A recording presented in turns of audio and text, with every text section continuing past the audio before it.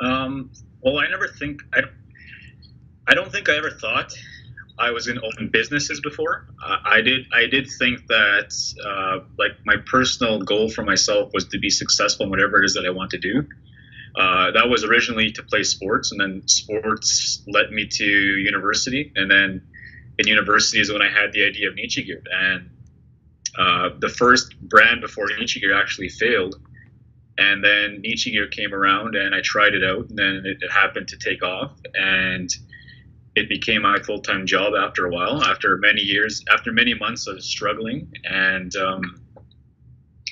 I just kept going. And I think that's where a lot of people fail, was they quit when it gets hard, or they quit because they're not around the right people, and they don't have the confidence to keep going because the people are trying to take their confidence away in whatever situation they're in.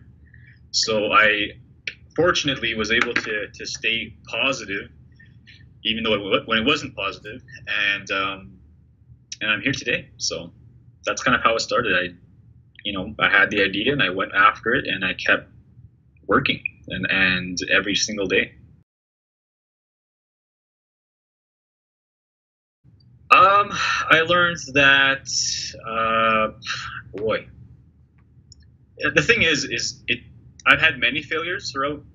I'm always failing at things, and if I'm not failing, that means I'm not probably trying hard enough. So I don't even like saying fail. I like to say learning opportunities. Because if you're not doing stuff like that forces you to get uncomfortable, to fail. You're not going to grow to your full potential. And every single successful person that I know has had to fail at some, life changing has happened to them, and they've had to overcome it somehow. And that's how every successful journey should be. And if you're not doing that, then start dreaming bigger and start working harder towards the things that you want to achieve.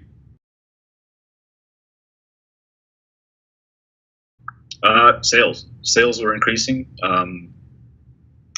Uh, I was busier, involved in the business more. I started to work more in the business for a long time, and for many years that's how it was. And then I found myself burning out, because I was working too much in the business, and I wasn't delegating right, and I wasn't finding the right people to come work for me. So when I was able to find the right people to come and work, eventually I was able to start working on the business again, and then I was able to have more success in my personal life, and think better and to bring better ideas. So for a few years, I was like just a slave to my business, and that's not a fun way to put it, but that's a lot of entrepreneurs go through that. You see restaurant owners, you see people starting the service-based industries specifically.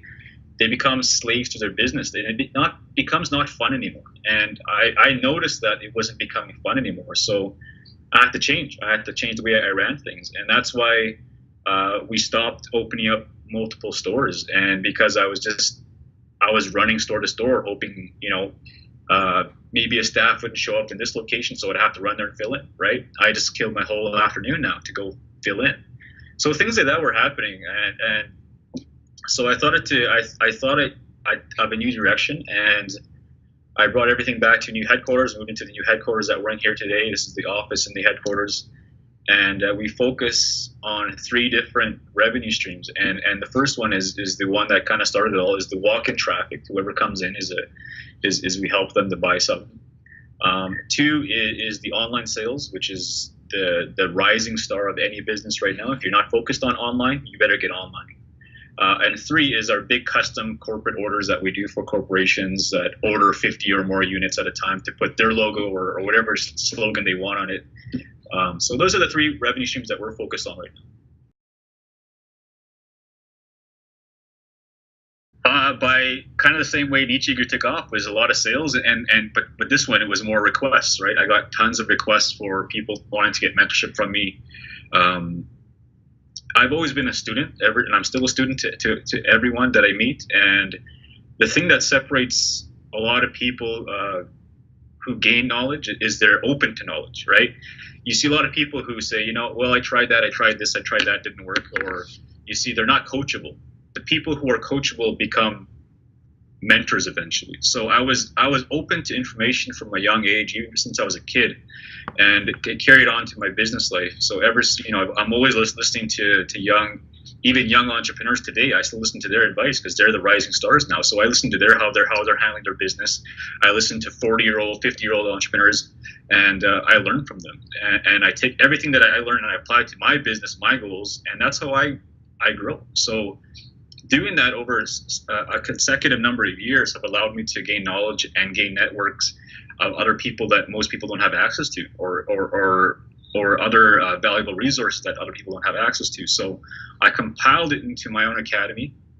So I don't know if you heard about the Netmaker Academy. It's an academy that I launched here. I actually launched it over a year ago, last 2016 in August, and it was a soft launch for the first 12 months, to see how it goes. And now we're up to about 30 users all over Canada that are learning from my platform, and the video trainings, and more importantly, the coaching from me. I coach all of them through the online platform, and I answer all their questions. If I can't find the answer, I find someone that has the answer in my network. So, it's very valuable. I wouldn't be where I am if I didn't have a coach, if I didn't have a mentor. I paid for a coach to this day, because it helps me to have someone that's holding me accountable. Michael Jordan had a coach, even though his coach wasn't better than him, right? The top Tiger Woods still had a coach. You know what I mean? Like, the top of the top have coaches. So I want to get to the top of the top. So I need to have a coach to get there, right? So it's very important to have a coach, to have a mentor, because they're going to help accelerate your success journey. I mostly try to instill confidence. You'd be surprised how many people who don't believe they can do something because they don't believe in themselves. It's that simple thought. If you can turn that thought into confidence and direct it to action, that's how people start businesses and start award-winning companies, or multi-million-dollar companies. Is that they stop to listen to the outside noise, all the negativity people have been throwing at them, and they start to fuel their energy into whatever passion they have. Or it doesn't have to be a passion. It could be a genius idea that they just want to try out. They put that energy into it, they can have some success in it. So it's for the people who are launching up into the startup phase right away, or for people who are trying to expand and grow their businesses. I try to come in and be the coach to help them in their personal life, how to structure their day, how to structure their thoughts, how to structure their personal development, what to listen to, what not to listen to, the books you kind of read. So every person is different that comes to the program. But I tell you this, every single person has an amazing story, and they've had to overcome something big in their life. And that's what, man, I get really inspired by a lot of these people that come in. Like, some of the stories that they tell me of where they were and where they are now, man, that's life-changing. And I find that a lot of successful people, like I said, have that same similarity. They have to overcome something big in their childhood, in their middle years, young adult years, or whatever, and that's their fuel. That those things that they've had to overcome is their fuel to be successful today. And they transferred that into entrepreneurship, starting a business, or trying to be a speaker, trying to be a coach, or whatever it might be, right? So it's really inspiring. I'll tell you this. In this country that we're living in right now, as much as we've gone through as Indigenous people, our ancestors, our parents, our aunties, our uncles, our Muslims, our Hukams, and Japans, or whoever it is, as hard as it's been crappy, But it's also, we wouldn't have those opportunities today if it wasn't for them. So today, we have the biggest opportunity to change our lives around. And the only person that's going to do that is the person watching this video, the person who's receiving this information.